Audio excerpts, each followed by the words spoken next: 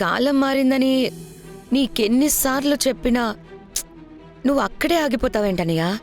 నేను వీళ్ళందరినీ ముందుకు తీసుకెళ్లాలనుకుంటున్నాను. ఏం మాట్లాడుతున్నావు నువ్వు? కొంచెమైనా అర్థమవుతుందా? నా పెత్తనం లాగేసుకున్నారు కదా వీళ్ళకి ఇలాగే జరగాలి.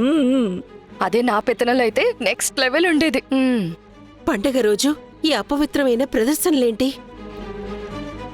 ఏంటి మీరందరూ ఎందుకిలా ఆవేశపడుతున్నారు? మీరు పిలిచిన వాళ్ళు రాలేదు. ప్రోగ్రాం ఆగిపోతే ఎక్కడ మీ పరువు పోతుందో అని మీ గురించి ఆలోచించి నా డాన్స్ స్కూల్ నుండి టీంని పిలిపించి ప్రోగ్రాం చేయిస్తుంటే తిరిగి అందరూ నన్నే అంటున్నారా?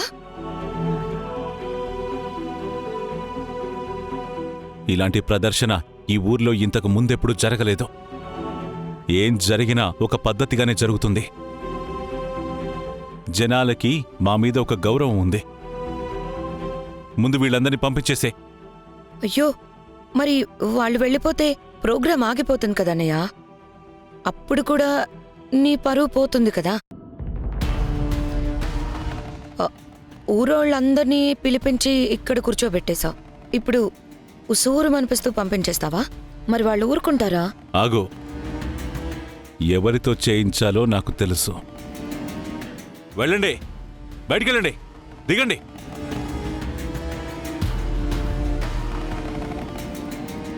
కార్యక్రమం ఆగిపోతుందని నీకెవరు చెప్పారు? స్టేజ్ మీద తోలుబొమ్మలాట ఆడిస్తావా? ఏం చెయ్యాలో నాకు తెలుసు.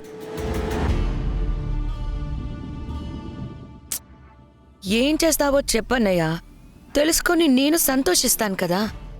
నేను మాట ఇచ్చినట్టుగానే ఇక్కడ కూచిపూడి నాట్య ప్రదర్శన జరుగుతుంది.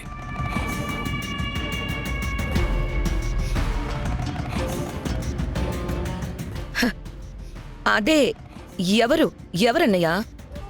నువ్వు చేస్తావా కూచిపూడి నాట్యం? ఆపు.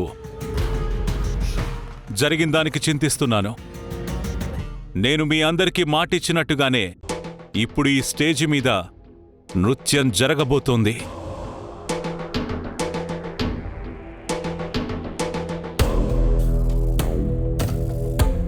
జానకి,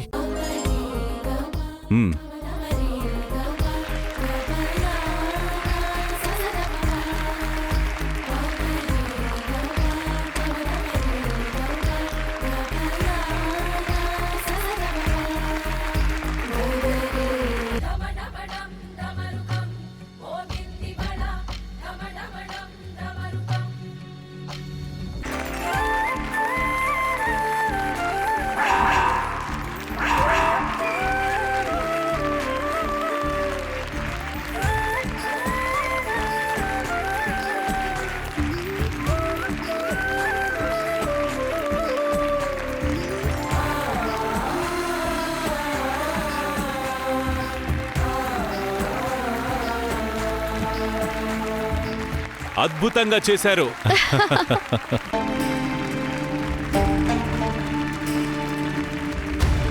ఇది ఫెయిల్ అవుతుందని అస్సలు అనుకోలేదు. ఫెయిల్ అయింది ప్లానేగా, నేను కాదు.